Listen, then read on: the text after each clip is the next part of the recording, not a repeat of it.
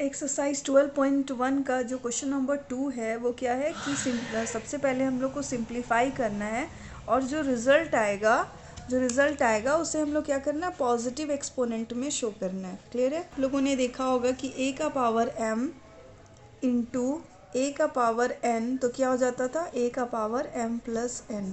तो यहाँ पर क्या है, ये हो गया आपका a का पावर 5, फिर ये इंटू a का पावर 8। क्लियर है? तो यहाँ पर भी हमारा क्या बेस सेम है, एक्सपोनेंट अलग है। तो ये हम लोग क्या लिख सकते हैं, -4 का पावर 5 प्लस 8। तो ये क्या होगा, -4 का पावर क्या हो जाएगा, 8 प्लस 5, तो ये हो जाएगा 13। तो ये हमारा आंसर हो गया। क्लियर है?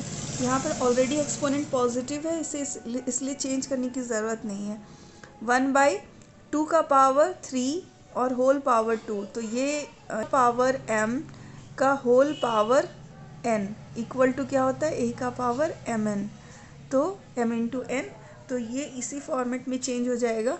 ये हो जाएगा 1/2 का पावर ये 3 इंटू 2, तो ये हो जाएगा 1/2 का पावर 6। ठीक है? तो ये हमारा आंसर हो गया।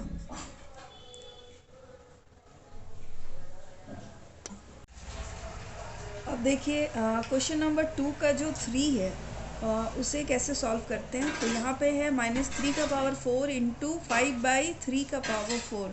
तो ये क्या है आपका, इस फॉर्म में है, a का पावर m इंटू b का पावर m। ठीक है?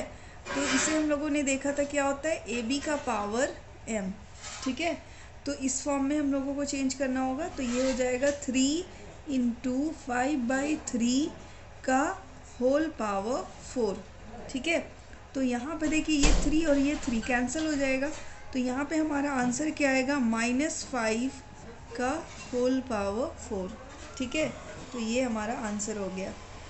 और यहाँ पे देखो नेक्स्ट क्वेश्चन जो है 4, ये 4 क्या है कि 3 का पावर -7 डिवाइडेड बाई 3 का पावर -10। तो जब भी अगर पावर मतलब जब भी इस तरह से हो कि a का power m divided by a का पावर n, तो क्या हो जाता है, a का पावर m माइनस n हो जाता है। ठीक है? तो यहाँ पे भी क्या हो जाएगा, 3 का पावर -7 माइनस और ये -10 हो जाएगा। ठीक है? तो और ये जो है इसे एज इट इज़ हम लोग अभी बाहर ही रखते हैं। सबसे पहले अंदर ब्रैकेट वाला सॉल्व कर लेते हैं। तो 3 का पावर आपका -7 माइनस प्लस 10 इंटू 3 का पावर -5।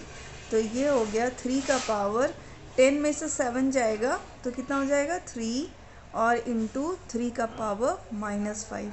तो अब ये जो है वो आपका किस फॉर्म में है, ये आपका a का पावर m इंटू a का पावर n के फॉर्म में है। ठीक है? तो इसका फॉर्मूला क्या होता है, a का पावर m प्लस n। ठीक है? तो यहाँ इससे भी क्या हो जाएगा, ये आपका 3 का पावर 3 प्लस -5 होगा ना। तो यहाँ पे हम लोग क्या लिख सकते हैं, 3 का पावर 3 -5, तो हो जाएगा 3 का पावर -2। ठीक है? तो ये नेगेटिव एक्सपोनेंट में है तो इसको पॉजिटिव में करना है, इसलिए हम लोग इसको लिख सकते हैं 1/3 का पावर 2। ठीक है?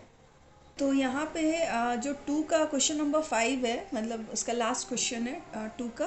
तो इसको हम लोग सॉल्व करते हैं। तो यहाँ पे भी देखो आप लोग कि क्या है, ये इस फॉर्म में है, a का पावर m इंटू b का पावर m। ठीक है? यहाँ पे हमारा बेस जो है वो अलग है, लेकिन क्या है, एक्सपोनेंट सेम है। तो ये क्या हो जाता है, ab का पावर m हो जाता है। ठीक है?